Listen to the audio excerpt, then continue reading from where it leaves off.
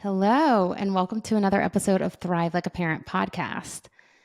Today, I got the idea to do this specific podcast because, as part of the new Thrive Like a Parent, we now have dads and men within Thrive. And I was interviewing a few of them. Before we start Thrive, we do a one-on-one with each of our clients to kind of get a baseline of where they're at. And then we do one at the end to kind of see where they've come and how much they've grown and what they've learned, like all the different things. And I got a common theme, no joke, from the men. But the craziest part about this is that I feel that this is a common theme from women as well. And so as I was listening, I was like, we have to talk about this. Like, we have to talk about this. And what we're going to talk about today is when or why there is no room left for you in the relationship. And let me give you a little piece of what I mean by that. Let's say your partner is, and I can do both examples, right? It's either we're doing all the home life, we're doing the cooking, the cleaning, the diapering, the bathing, the sleeping, the this, like we're doing it all. And then it's like we're so spent and exhausted at the end of the evening. It's phone in face, dark, quiet room, rolled over, don't touch me, don't talk to me. I don't care how your day was. I could give two shits what you ate for lunch. I need like a sensory deprivation room.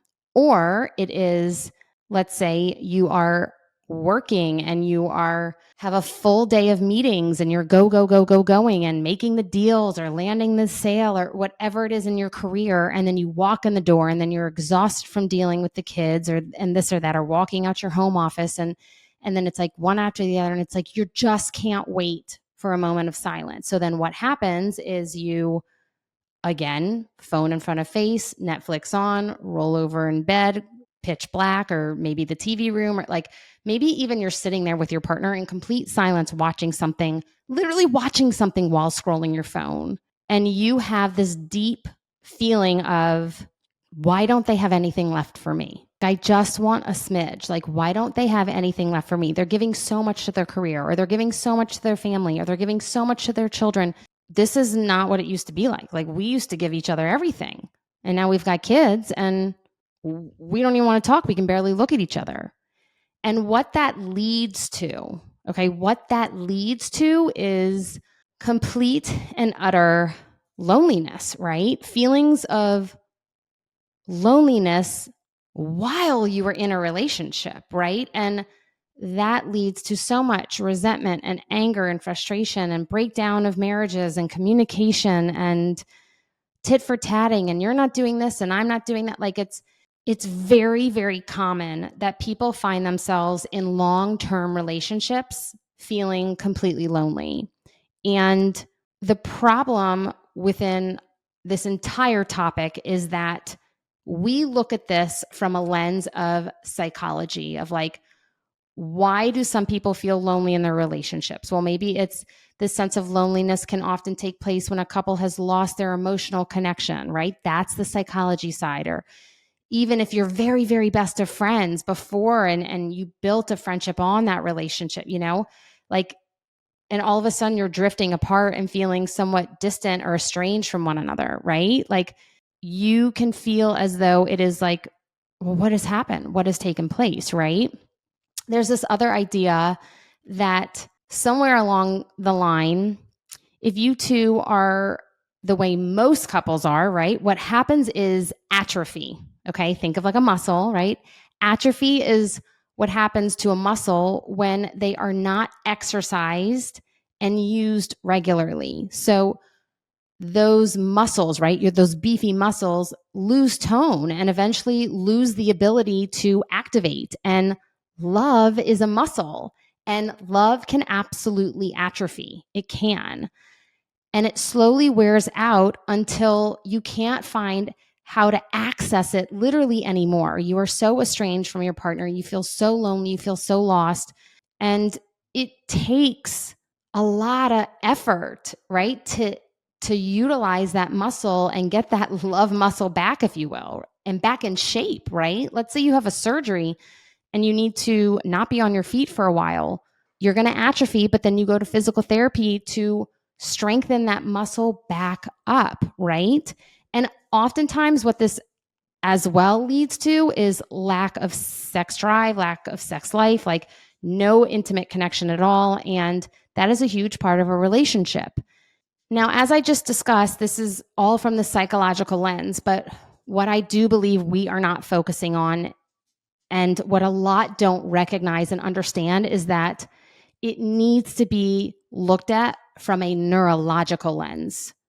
Because what we're doing is we're getting our emotional feelings hurt of like, we don't feel connected, we don't feel aligned, we don't feel like we're communicating, there's no more vulnerability. I don't feel like even your intimacy that you do have feels like it's not connected. And like that passion of, this fairy tale romance or rom-com that you like saw in the movies, and then you felt the butterflies when you first met your partner, like all of that goes away.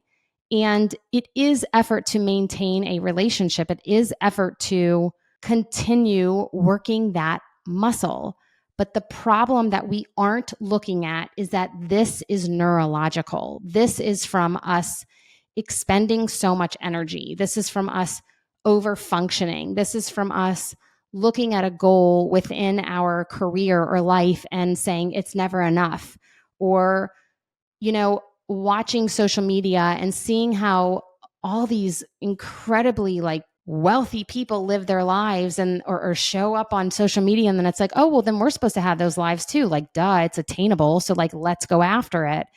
And this immediacy of life and this crazy culture that we live in, your brain was not meant to function like this. Like, it was not meant to function at this rate.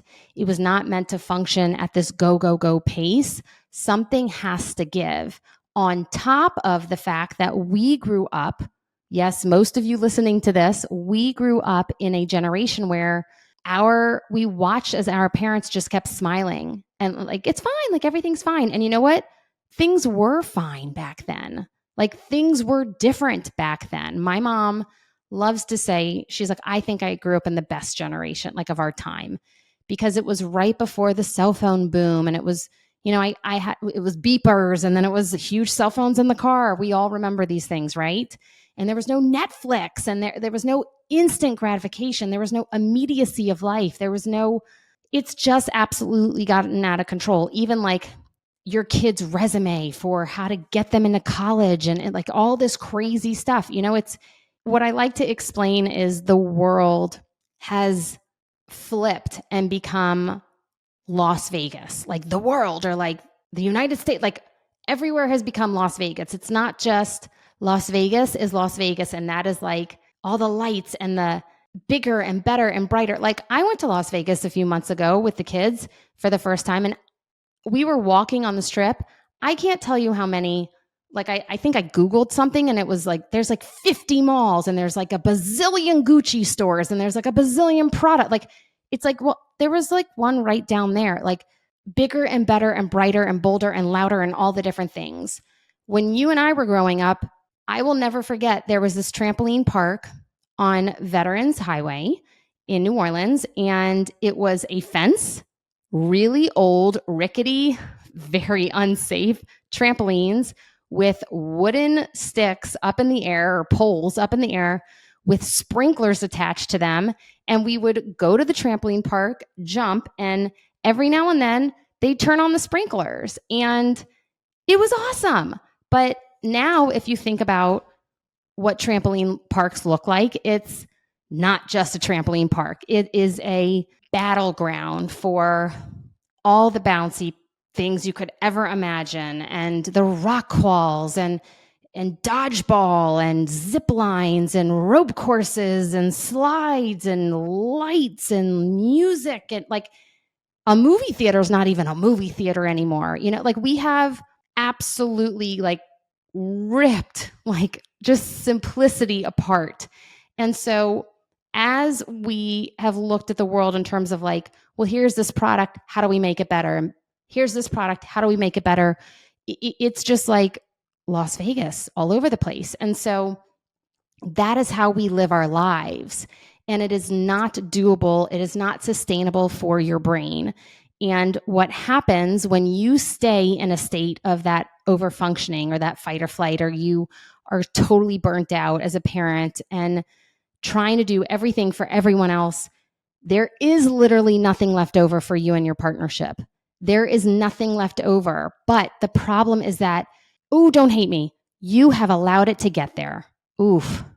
I love you. I'm sorry. But it's the truth. Like, we truly do allow it.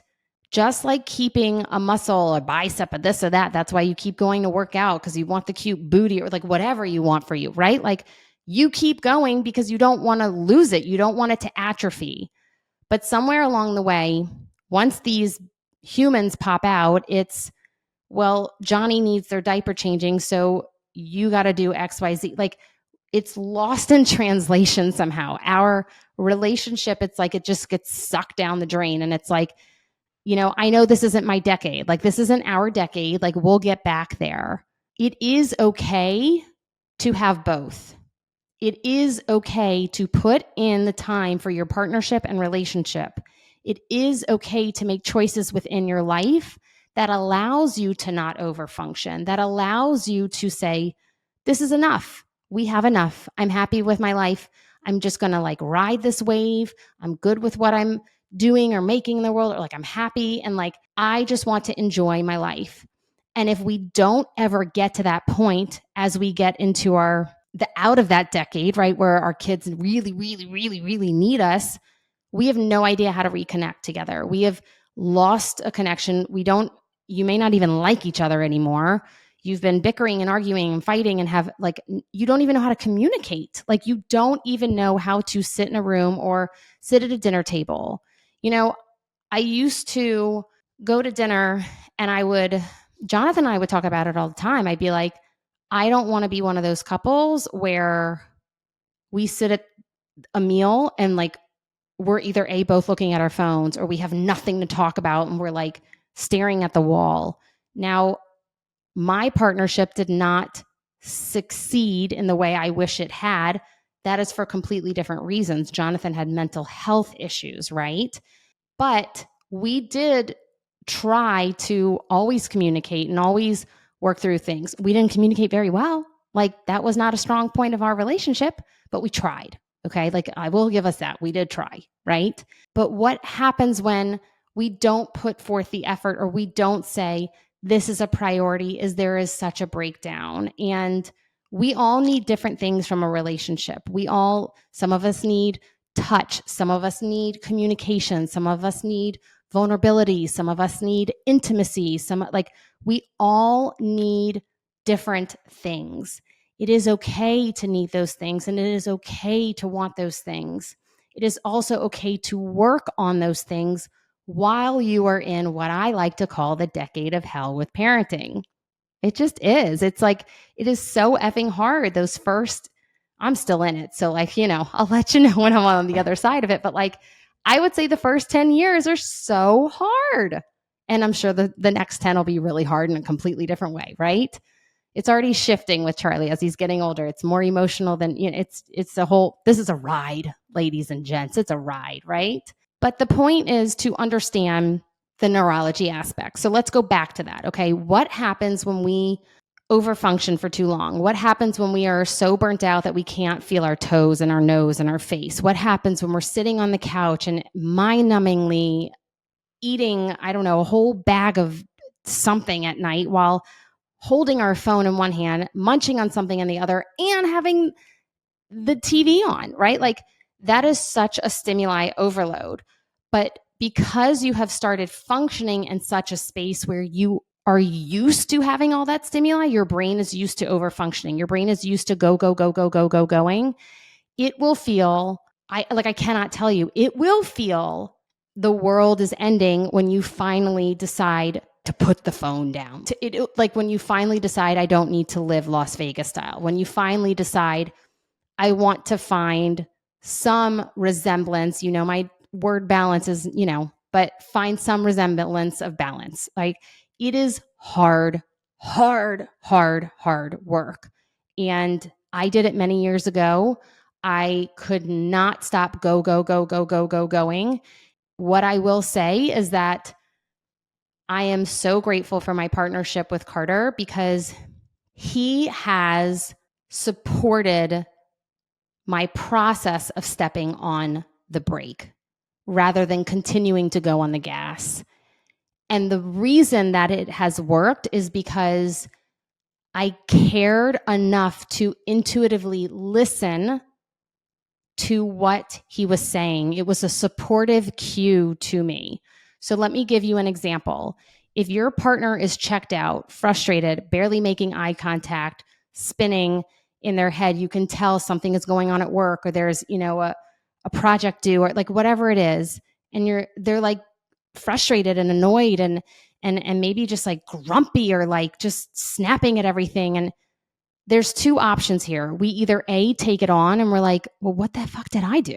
Okay. And I used to be that. Like I used to take it on and I was like, what is going on? Or we can see that there's something going on with our partner and not take it on and literally just give them a cue of like, hey, how are you feeling right now? Instead of being like, why are you irritated? Or like, why are you frustrated that? Or like, why did you do that? Or like, what is going on? Something's going on with you. What's going on with you? Why? I know something's going on with you. Like that. Whew, I used to do that to John all the time and it would drive him nuts. And I knew something was going on with him, but he himself didn't know. Like he literally didn't know what was going on with himself. And so when on the flip side, someone comes to you and says, what's going on? Like, why are you so irritated? That is going to be a recipe for disaster in terms of defensiveness. That's going to be like, nothing's wrong with me because you're already heightened. But if someone comes to you and they put their hand on their shoulder, or they like grab your hand or like whatever it is, and it's just coming from a soft, gentle place, it's, hey, how are you feeling right now? That can cue you in to be like, ding, ding, ding, ding, ding. Okay, what's going on with me? I guess they see that something's going on with me. Okay, what is going on with me? Huh. All right. Oh, wow. Yeah, I think I'm really stressed out. I think I'm really stressed out about work. Wow. Thank you so much for sharing that. What do you need? How can I support you? Do you see how that's working together as a partnership and validating, okay, I see that you're stressed. It's not get over it. It's not you shouldn't be stressed. It's not, well, then quit your job. It's not, well, then I don't know what to tell you. Like you're always stressed out. And I understand if you've been living with the same partner for years, the same pain points get a little old. It gets a little bit repetitious. It's like, come on, like the same thing again. Come on. Like, but that is what love is. That is what a relationship is. It's work and it's effort in order to support the human that you are living with, right? Now, you don't have to take on what's going on with them, but you can support them and offer support. If they say no, like, no, like, just let them be. Let them do their thing, like they're moving through something. But I listen in to those cues. And if he asks me, like, hey, is there something going on with you? I like check in with myself to be like, is there something going on with me? I don't really know. But the way in which I used to function, I didn't have anything left. I didn't have anything left. I was also going through, major trauma and grief and all the things, and it makes sense. But I had to learn how to slow my roll. And this won't be, hey, how do you feel? Oh, okay, I feel, got it. Thanks for sharing. Okay, like now I know that I'm stressed out or this or that. And okay, now I can check in. Now I don't need the dark room. Now I don't need the phone. Now I don't need the TV. You will still need those things because your brain works a lot slower than you would prefer it to. So let's give you an example. I don't know if I'm going to make the noise, but we'll see. It is the difference between you clicking and being like, there's my Gmail. Like there's my email, right? Like, boom, I'm there. Versus, I would like to get on the internet today. Click AOL, circle, circle, circle, circle. Click, which screen name are you going to go under or logging on under? Whoop, that's me. Doop, here's my password. Okay. Whatever that noise is, right? I did it really terribly. That was a really bad rendition, but you know what I mean, right? Like we used to have to sit there, I'm not kidding you, and contemplate life or like do something while we were literally getting on the internet. That is normal. That is normal brain function in this metaphor of brain life. Waiting to get online a few minutes or a few seconds, like that's normal. The fast pace that these computers go and the rate that we think that everything should be like, go, go, go, go, go. It's like, I need something. Okay, but I don't want it tomorrow prime. I want it today. So I'm going to find another item for $25 that I can put in my cart so that I can get it today. Thank you very much. Like, you didn't even have to get in your car, go to Target or Walmart. Like, you just got it within hours, right? Someone else did the heavy lifting. The world did not work like that when you and I were growing up. And if we take that into consideration of how exhausted, how tired, and how burnt out we are, then you get to decide, how do I want to feel? Like, how do I slow down my brain? It will take time. And I know I tell you this a lot in a lot of different podcasts, but it will.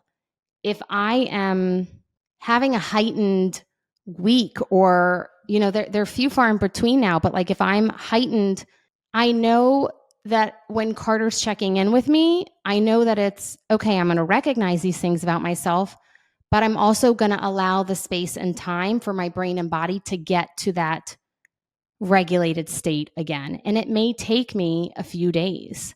And little by little, I look for the things where I'm coming back online. I look for the moments where I'm making more eye contact. I'm putting my phone down more. I'm holding his hand more. I'm more like affectionate. Like I just want hugs, or I want to hold his hand, or I want to like lean on him as I'm sitting next to him at a booth at dinner. Like there's things that for me, I recognize, okay, I am coming back online. And literally what I mean by coming back online is I'm so much more present to life. I am so much more present to life. And when your partner has nothing left over for you, when you feel like your partner you are at the bottom of the totem pole, you matter the least, and they could care less. It's not that they don't care. They literally don't have enough to give themselves at the moment. Like they literally don't have anything left. They need to go to the gas station, get the pump, and fill up. Like I'm not kidding you. That's how spent they are. And a lot of couples, it's not just one or the other. Usually it's both, or it's one trying to make up for the other, or help the other one get back online, or help the other one put gas in their tank. For me, in my partnership with Jonathan, it was always, what can I do to make things easier for you to attempt to get some gas back in your tank? And I was so over functioning, and I was so burnt out, and I was so done because I was giving to him and never to myself, because I wanted so desperately for him to feel better, for him to come back online, and for us to be able to rise as a partnership. But what it takes is effort from both parties. So do me a favor. If you feel like this resonates, send this to your partner, male or female, doesn't really matter. Hopefully you align with either side. Like you don't have to be a male or a female to connect with this podcast and this particular episode, because I know for a fact both feel it.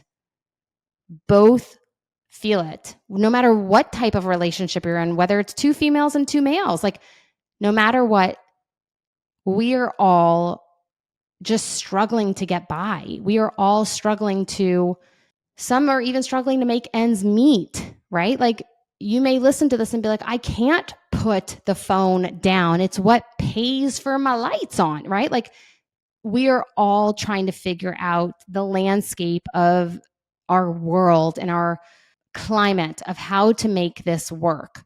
But at the end of the day,